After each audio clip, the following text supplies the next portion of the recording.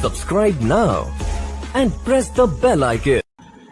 Hello friends, स्वागत है हमारे यूट्यूब चैनल करामसन में। तो आज जानेंगे हम 10वीं कक्षा के इकोनॉमिक्स के बारे में, यानी अर्थशास्त्र के बारे में। अर्थशास्त्र के पहला चैप्टर है अर्थव्यवस्था एवं इसके विकास का इतिहास। यहाँ आप देख सकते हैं कि फर्स्ट में ऑब्जेक्टिव टाइप क्वेश्चन दिया हुआ है, खंड अ।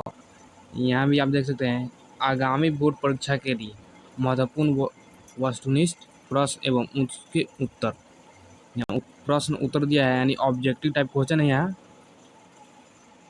तो आइए देखते हैं।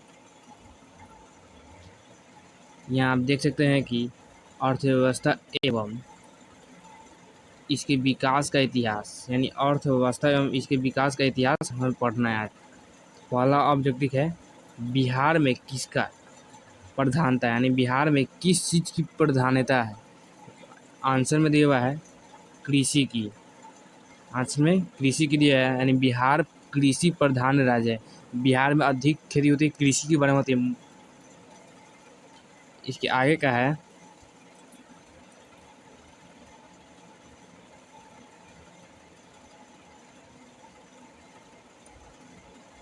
बिहार के विकास में सबसे बड़ी बाधा क्या है। पूछा जा रहा है कि बिहार के विकास में सबसे बड़ी बाधा क्या है। ऑप्शन है क अशिक्षा, सूखा, बाढ़, अतिवृष्टि। यानी 4 ऑप्शन इसमें से एक चुनना है।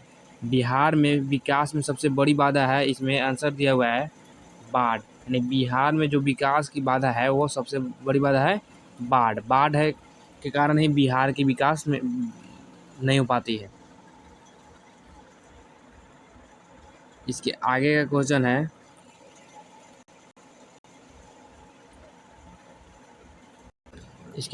है बिहार के पिछड़ेपन को दूर करने के कौन से उपाय, यानी बिहार को पिछड़ापन करने से दूर करने के कौन उपाय, यानी बिहार एक पिछड़ापन राज्य है, इसे दूर करने के लिए उपाय इसमें बताना है।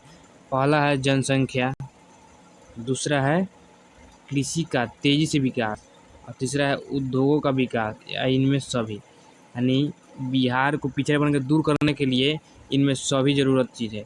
बिहार का जनसंख्या नियंत्रण, यानी बिहार की जनसंख्या जो तेज़ी से वृद्धि हो रहा है, कृषि का तेज़ी से विकास होना जरूरी है।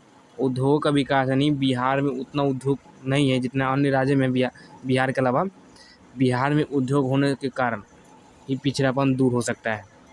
इसके आगे क्वेश्चन है 4 नंबर, बिहार के आर्थिक पिछड़ेपन का प्रमुख कारण क्या है, यानी बिहार के आर्थिक पिछड़ेपन का प्रमुख कारण क्या है। इसमें ऑप्शन दिया हुआ है क सूखा एवं बाढ़ का प्रकोप, जनसंख्या में अधिक वृद्धि, कृषि पर अधिक भार, इनमें सभी। मतलब कि कहने का मतलब है कि ऑप्शन नंबर ए है जनसंख्या एवं ऑप्शन नंबर बी ख है जनसंख्या में अत्यधिक वृद्धि। यानी जनसंख्या बिहार में जो अत्यधिक वृद्धि हो रहा है। ग है कृषि पर अधिक भार, यानी ग है कृषि पर अधिक भार। बिहार के जो लोग हैं कृषि पर अधिक निर्भर है, कृषि से उनका घर गृहस्थी चलता है। इसलिए इसका आंसर होगा घ, इनमें सभी, यानी तीनों होगा। इसके आगे का है बिहार की कितनी प्रतिशत जनसंख्या अपने जीविकोपार्जन के लिए कृषि पर निर्भर है। यानी बिहार की कितना प्रतिशत जनसंख्या है जो अपने जीविका यानी जीवन को चलाने के लिए कृषि पर निर्भर है। जीवन को चलाने के लिए कृषि पर निर्भर है। तो 80%, 80%। ठीक, याद रखिएगा, ये एग्जाम में भी आई है, ये याद रखिएगा 80%।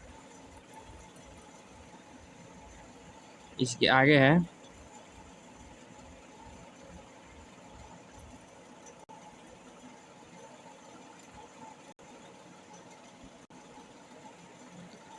बिहार के विभाजन के पश्चात कौन सा उद्योग रह गया था। यानी बिहार का जब विभाजन हुआ तो वह कौन सा उद्योग अच्छा तो बिहार में रह गया था। तो ऑप्शन नंबर क है कपड़ा उद्योग, ऑप्शन नंबर ख है लोहा इस्पात उद्योग, ऑप्शन नंबर ग है चीनी उद्योग, और ऑप्शन नंबर इनमें सभी है घ। ऑप्शन नंबर इनमें सभी, यानी आंसर में दिया हुआ है, यहाँ देख सकते हैं आप, आंसर में दिया हुआ है ग, यानी चीनी उद्योग है जो बिहार के विभाजन के पश्चात बिहार में ही रह गए थे। अगला क्वेश्चन है 7 नंबर, बिहार में जीवन यापन का मुख्य साधन क्या है, यानी बिहार में जो जीवन यापन का मुख्य साधन क्या है। इसमें ऑप्शन है घ, क नंबर, ख नंबर घ ऑप्शन है कृषि, ग नंबर ऑप्शन है व्यापार और घ नंबर ऑप्शन है इनमें सभी, यानी यह आंसर होगा इसका ख यानी कृषि। बिहार को जो जीवन यापन है अधिक कृषि पर निर्भर है। 80% यहाँ आपको बताए हुए थे कि 80% जो बिहार की जनसंख्या है कृषि पर निर्भर है। अगला क्वेश्चन है 8 नंबर, भारतीय संदर्भ में प्राथमिक क्षेत्र का योगदान आज़ादी के बाद, यानी भारतीय संदर्भ में जो प्राथमिक क्षेत्र है का योगदान है जो आज़ादी के बाद क्या हुआ, घटा, बढ़ा या स्थिर है या गलत हुआ। इसमें ऑप्शन नंबर क है घटता गया, ऑप्शन नंबर ख है बढ़ता गया, ऑप्शन नंबर ग है स्थिर है, इनमें सभी गलती। तो ऑप्शन नंबर क इसका आंसर होगा घटता गया, यानी बिहार के संदर्भ में प्राथमिक क्षेत्र का योगदान आज़ादी के बाद घटता गया। यानी इसके आगे क्वेश्चन है भारत में योजना आयोग का गठन कब किया गया था। भारत में योजना आयोग का गठन कब किया गया था। यहाँ आप देख सकते हैं कि 2011 के पार्लियामेंट में पूछा गया था और 2019 के वार्षिक परीक्षा में भी पूछा गया था, इसलिए यह बहुत ही महत्वपूर्ण है, ये पूछ भी सकता है। बिहार में योजना आयोग का गठन कब किया गया था। बिहार में योजना आयोग का गठन कब किया गया था। तो आंसर में दिया हुआ है क, इसका आंसर दिया हुआ है 15 मार्च 1950 ईस्वी को, 15 मार्च 1950 ईस्वी को। ये याद रखिएगा, VVI क्वेश्चन है।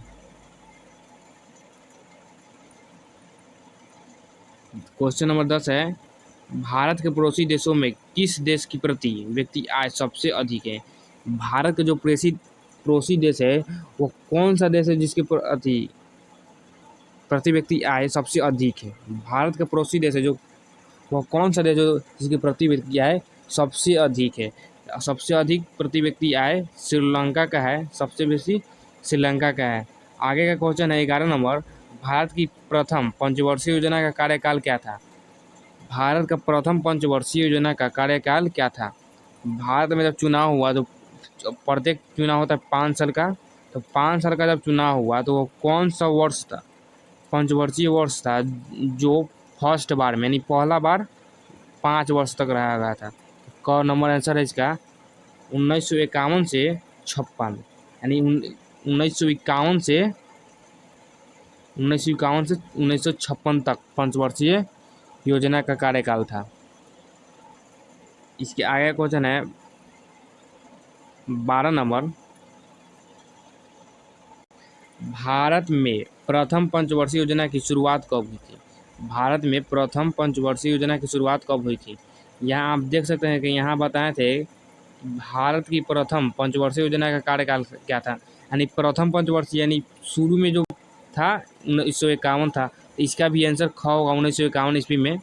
1951 ईस्वी में भारत की आर्थिक व्यवस्था क्या है। इसका अगला क्वेश्चन भारत की आर्थिक व्यवस्था क्या है, ये 2012 में पूछा हुआ था वार्षिक परीक्षा में। 2012 में पूछा हुआ था वार्षिक परीक्षा में, ये याद रखिएगा। भारत की आर्थिक व्यवस्था क्या है, भारत की जो वो आर्थिक व्यवस्था क्या है। इसमें ग है मिश्रित, नहीं वो भारत की जो आर्थिक व्यवस्था है वह समाजवादी भी है पूंजीवादी भी है, ये दोनों है, दोनों को मिलाने पर मिश्रित हो गया।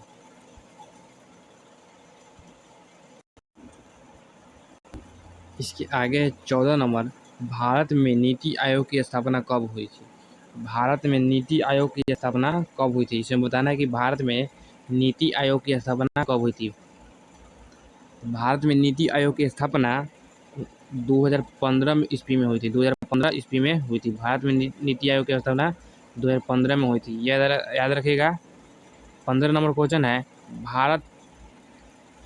15 नंबर क्वेश्चन है किस क्षेत्र को द्वितीयक क्षेत्र कहा गया है और कौन सा क्षेत्र है जो द्वितीयक क्षेत्र में आता है। तो इसमें द्वितीयक क्षेत्र में विद्युत आता है, द्वितीयक क्षेत्र में विद्युत आता है, द्वितीयक क्षेत्र में विद्युत आता है। इसका अगला क्वेश्चन है किस क्षेत्र को प्राथमिक क्षेत्र कहा गया है, यानी ये कौन सा क्षेत्र जिसे प्राथमिक क्षेत्र कहा गया है। तो प्राथमिक क्षेत्र में कृषि को रखा गया है, प्राथमिक क्षेत्र में कृषि को रखा गया है प्राथमिक क्षेत्र में कृषि को रखा गया है। ये याद रखिएगा, ये बार बार पूछता है क्वेश्चन, ये याद रखिएगा, बार बार पूछता है क्वेश्चन। यहाँ आप देख सकते हैं कि 14 के सी में पूछा है, 17 में पूछा है, 18 में पूछा है, 19 में पूछा है। हो सके तो 20 में नहीं पूछा है, अब 21 में भी नहीं पूछा है, 22 में पूछ सकता है। ये VBI है, ये 22 में पूछ सकता है, याद रखिएगा। इसके आगे का क्वेश्चन है, किस क्षेत्र को तृतीय क्षेत्र कहा जाता है? यानी तृतीय क्षेत्र किसे कहा जाता है? तो तृतीय क्षेत्र को सेवा क्षेत्र कहा जाता है। तृतीय क्षेत्र को सेवा क्षेत्र में रखा गया है। तृतीय क्षेत्र को सेवा क्षेत्र में रखा गया है। तो प्राथमिक क्षेत्र को, तृतीय क्षेत्र को सेवा क्षेत्र में रखा गया, प्राथमिक को कृषि में रखा गया है, प्राथमिक को कृषि में, द्वितीय को विद्युत में और तृतीय को सेवा क्षेत्र में। इसके आगे है,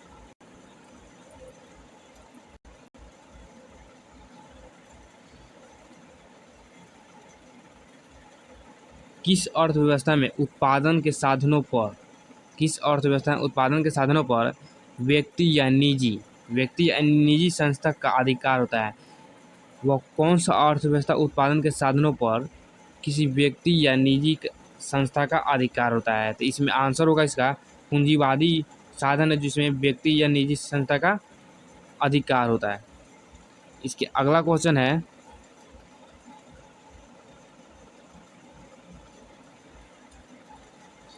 किसी देश के विकास का स्तर, किसी देश के विकास का स्तर किस आधार पर निर्धारित किया जाता है? यानी किसी देश का विकास का स्तर किस आधार पर निर्धारित किया जाता है? तो इसमें आंसर होगा सभी, यानी इसमें आंसर है सभी।